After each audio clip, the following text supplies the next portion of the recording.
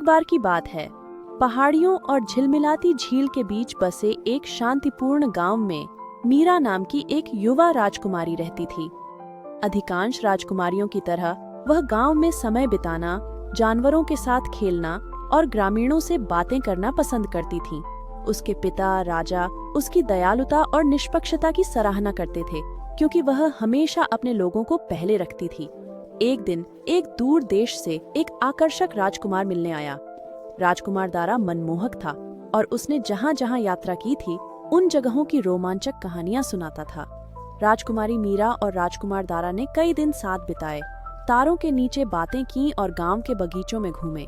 राजकुमारी उसकी साहसिक भावना से प्रभावित थी और जल्द ही उसे लगा कि वह उससे प्यार करने लगी है। एक शाम जब सूरज ढल रहा था और धरती पर सुनहरी आभा बिखेर रहा था, राजकुमार दारा ने मीरा को एक रहस्यमय जंगल के पास के मैदान में आमंत्रित किया। वहां उसने पौराणिक चांदनी फूल की बात की, एक दुर्लभ और जादुई फूल जो केवल पूर्णिमा की रात में खिलता था। कहा जाता था कि यह उसे तोड़ने वाले की हर इच्छा पूरी करता था।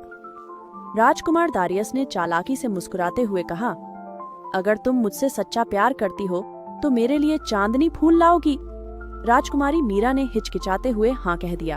वह अकेले अंधेरे छायादार जंगल में चली गई। जैसे जैसे रात गहराती गई उसने हर जगह खोजा, अनिश्चित कि क्या उसे कभी चांदनी फूल मिलेगा। लेकिन जब उसने हार मानने की सोची, तभी एक चमकता हुआ फूल उसकी नजर में आया।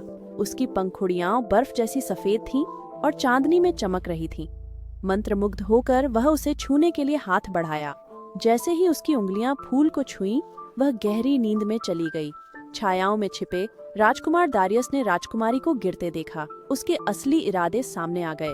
वह सिर्फ अपने को शक्तिशाली बनाना चाहता था, इसलिए चमकता फूल लेकर रात में गायब हो गया, राजकुमारी को वहीं छोड़कर। अगली सुबह जब राजकुमारी मीरा लौटी नहीं, राजा ने पूरे देश में संदेश भेजा, उसे खोजने में मदद मांगी।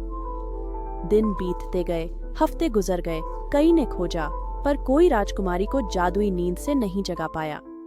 एक दिन गांव के किनारे रहने वाले युवा चरवाहे लुकास ने सोई राजकुमारी और राजा की गुहार के बारे में सुना। उसने हमेशा राजकुमारी की दयालुता की सराहना की थी, इसलिए उसने उसे जगाने के लिए जंगल जाने का फैसला किया। लुकास कोई योद्धा नहीं था, पर उसके पास था कुछ ज्यादा ताकतवर, साहस और सच्चाई से भरा दिल। वह राजकुमारी के पास बैठा, उसे अपनी भेड़ों, तारों और गांव के सरल जीवन की सुंदरता की कहानियां सुनाता। हर दिन वह ताजे फूल लाता और बांसुरी बजाता, उम्मीद करता कि उसकी देखभाल किसी तरह राजकुमारी तक पहुंचेगी। एक रात जब लुकास पूर्णिमा में बांसुरी बजा रहा था, राजकुमारी के गाल पर एक आंसू लुढ़क गया। धीरे धीरे उसकी आंखें फड़फड़ाने लगीं। जैसे ही वह जागी, उसने लुकास को पास घुटने टेके देखा। उसकी आंखें राहत और खुशी से भरी थीं। तुमने मेरा इंतजार किया, वह फुसफुसाई, समझते हुए क्या हुआ था। हाँ राजकुमारी, लुकास बोला, इनाम के लिए नहीं, बल्कि आपकी दया मेरे लिए सब कुछ है। उसके शब्दों से छूकर राजकुमारी मीरा ने जाना कि सच्चा प्यार बड़े कामों या कठिन परीक्षाओं से नहीं दिखता। यह वफादारी, दया और धैर्य से दिखता है।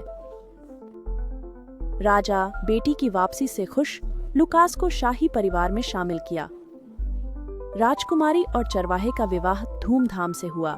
जादुई फूल के कारण नहीं, बल्कि उन्हें कुछ अधिक मूल्यवान मिला था, सच्चा प्यार जो धीरे धीरे खिला, ठीक वैसे ही जैसे मैदान में फूल खिलते हैं। और वे हमेशा खुश रहे एक ऐसे राज्य में जहां दया और प्रेम का शासन था।